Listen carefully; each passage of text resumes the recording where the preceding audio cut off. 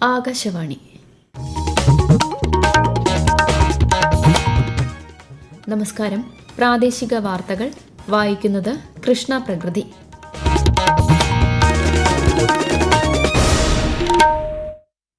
പ്രധാന വാർത്തകൾ. ദേശീയ ഗീതമായ വന്ദേമാതരത്തിന്റെ 150-ാം വാർഷികത്തെക്കുറിച്ചുള്ള ചർച്ച ലോക്സഭയിൽ തുടരുന്നു. വന്ദേമാതരം രാജ്യത്തിന് മുഴുവൻ ശക്തിയും പ്രചോദനവും നൽകുന്നതായി പ്രധാനമന്ത്രി നരേന്ദ്രമോദി. സംസ്ഥാനത്ത് തദ്ദേശ തിരഞ്ഞെടുപ്പിന്റെ ആദ്യഘട്ട വോട്ടെടുപ്പിനായുള്ള ഒരുക്കങ്ങൾ പൂർത്തിയായി. തിരുവനന്തപുരം മുതൽ എറണാകുളം വരെയുള്ള 7 ജില്ലകൾ നാളെ വിധിയെഴുതും. തദ്ദേശ തിരഞ്ഞെടുപ്പിൽ സുതാര്യത ഉറപ്പാക്കാൻ സമ്മതിദായകർ പൂർണ്ണമായും സഹകരിക്കണമെന്ന് സംസ്ഥാന തിരഞ്ഞെടുപ്പ് കമ്മീഷൻ.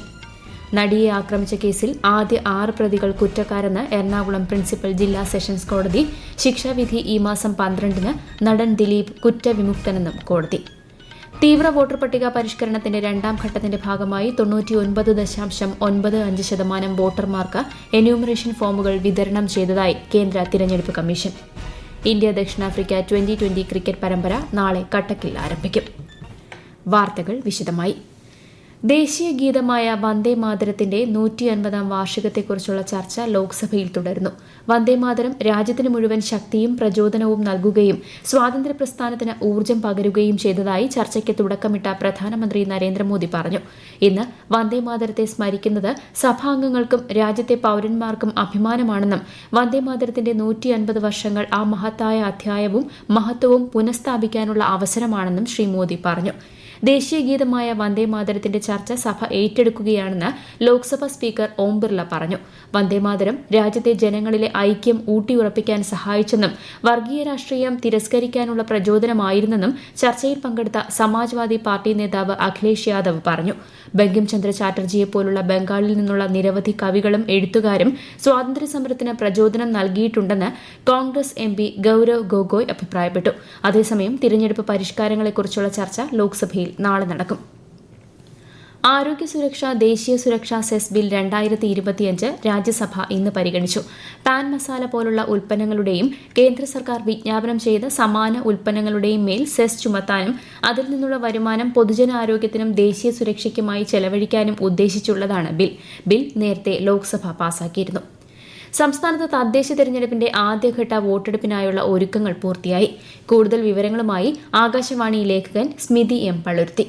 വോട്ടിംഗ് യന്ത്രം ഉൾപ്പെടെയുള്ള പോളിംഗ് സാമഗ്രികളുടെ വിതരണം മിക്കവാറും എല്ലാ കേന്ദ്രങ്ങളിലും ഉച്ചയോടെ പൂർത്തിയായി. സാമഗ്രികൾ ശേഖരിച്ച ശേഷം ഉച്ചയ്ക്ക് ശേഷം പോളിംഗ് കേന്ദ്രങ്ങളിൽ എത്താനാണ് ഉദ്യോഗസ്ഥരോട് നിർദ്ദേശിച്ചിരുന്നതെന്ന് സംസ്ഥാന തെരഞ്ഞെടുപ്പ് കമ്മീഷൻ വൃത്തങ്ങൾ ആകാശവാണിയോട് പറഞ്ഞു. തിരുവനന്തപുരം മുതൽ എറണാകുളം വരെയുള്ള 7 ജില്ലകളിലെ 471 ഗ്രാമപഞ്ചായത്തുകൾ, 75 ബ്ലോക്ക് പഞ്ചായത്തുകൾ, 7 ജില്ലാ പഞ്ചായത്തുകൾ എന്നിവയ്ക്ക് പുറമെ 39 മുനിസിപ്പാലിറ്റികളിലേക്കും 7 കോർപ്പറേഷനുകളിലേക്കുമാണ് ചൊവ്വാഴ്ച വോട്ടെടുപ്പ് നടക്കുക. രാവിലെ 6 മണിക്ക് സ്ഥാനാർത്ഥികളുടെയും ഏജന്റുമാരുടെയും സാന്നിധ്യത്തിൽ മോക്ക് പോൾ നടത്തും. രാവിലെ 7 മണി മുതൽ ആരംഭിക്കുന്ന വോട്ടെടുപ്പ് വൈകിട്ട് 6-ന് അവസാനിക്കും.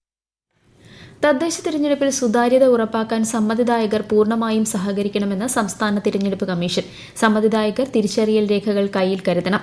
കേന്ദ്ര തിരഞ്ഞെടുപ്പ് കമ്മീഷൻ നൽകിയിട്ടുള്ള വോട്ടർ തിരിച്ചറിയൽ കാർഡ്, സംസ്ഥാന തിരഞ്ഞെടുപ്പ് കമ്മീഷൻ നൽകിയിട്ടുള്ള voter slip, passport, driving licence, PAN card, Aadhaar card, photo പതിച്ച SSLC സർട്ടിഫിക്കറ്റ്, ഏതെങ്കിലും ദേശസാൽകൃത ബാങ്കിൽ നിന്നും തിരഞ്ഞെടുപ്പ് തീയതിക്ക് 6 മാസ കാലയളവിന് മുൻപ് വരെ നൽകിയിട്ടുള്ള ഫോട്ടോ പതിച്ച പാസ്ബുക്ക് എന്നിവയിൽ ഏതെങ്കിലും ഒരെണ്ണം തിരിച്ചറിയൽ രേഖയായി ഹാജരാക്കാമെന്ന് കമ്മീഷൻ അറിയിച്ചു.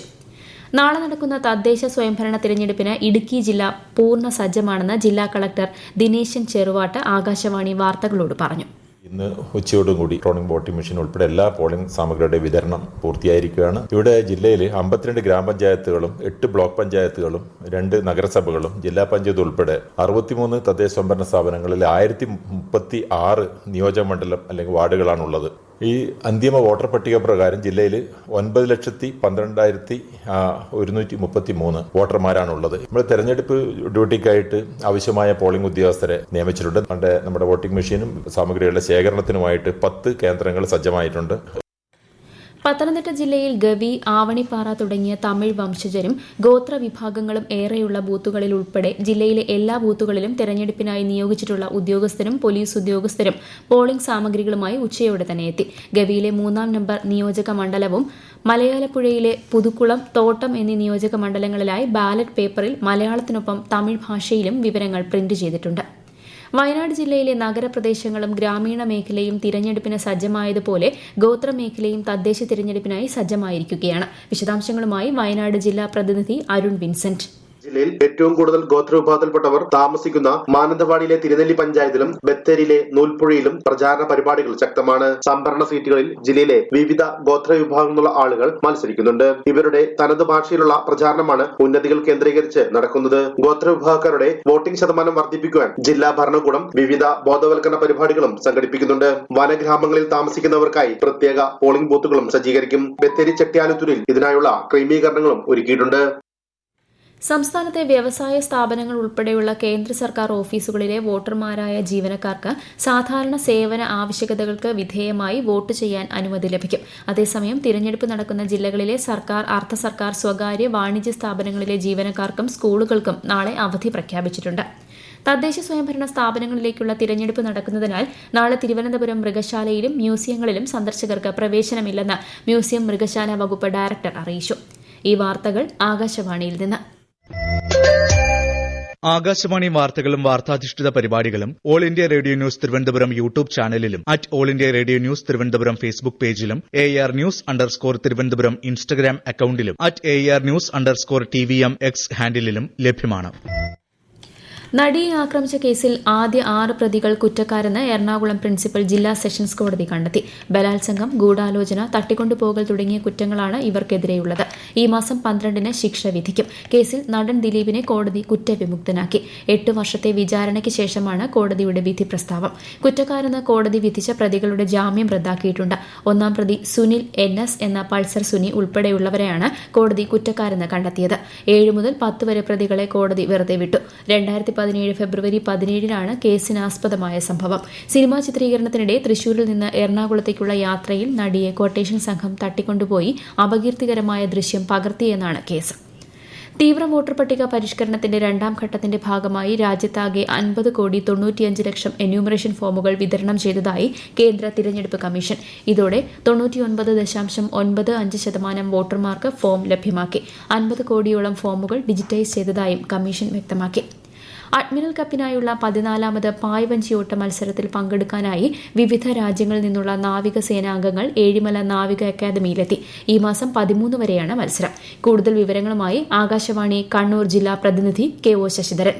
വിവിധ രാജ്യങ്ങളിലെ നാവികസേനകൾ തമ്മിലുള്ള സഹകരണവും സൗഹൃദവും ഊട്ടിയുറപ്പിക്കുക എന്ന ലക്ഷ്യത്തോടെയാണ് ഏഴിമല ഇന്ത്യൻ നാവിക അക്കാദമി പായ്വഞ്ചിയോട്ട മത്സരം സംഘടിപ്പിക്കുന്നത്. അക്കാദമിയോട് ചേർന്ന എട്ടിക്കുളം കടലിലാണ് മത്സരം. ഉയർന്ന നിലവാരത്തിലുള്ള പരിശീലന സംവിധാനങ്ങൾ, ആധുനിക ഔട്ട്ഡോർ സെയിലിംഗ് കോംപ്ലക്സ് എന്നിവയ്ക്ക് പുറമെ മത്സരത്തിന് അനുയോജ്യമായ ഏഴിമലയുടെ തീരവും എട്ടിക്കുളത്തുണ്ട്. 35 രാജ്യങ്ങളിലെ നാവികസേനാംഗങ്ങളാണ് 6 ദിവസം നീണ്ടുനിൽക്കുന്ന പായ്വഞ്ചിയോട്ട മത്സരത്തിൽ പങ്കെടുക്കുന്നത്. ഇന്ത്യ ദക്ഷിണാഫ്രിക്ക 2020 ക്രിക്കറ്റ് പരമ്പര നാളെ ആരംഭിക്കും. കട്ടക്കിലെ ബാരാബതി സ്റ്റേഡിയത്തിൽ വൈകുന്നേരം 7-നാണ് മത്സരം. ശബരിമല സ്വർണ്ണക്കൊള്ള കേസിൽ ദേവസ്വം മുൻ കമ്മീഷണർ N. വാസുവിന്റെ റിമാൻഡ് കാലാവധി കൊല്ലം വിജിലൻസ് കോടതി ഈ മാസം 22 വരെ നീട്ടി. കട്ടിളപ്പാളി കേസിൽ പത്മകുമാറിന്റെയും സുധീഷ് കുമാറിന്റെയും ജാമ്യഹർജിയിൽ വാദം പൂർത്തിയായി.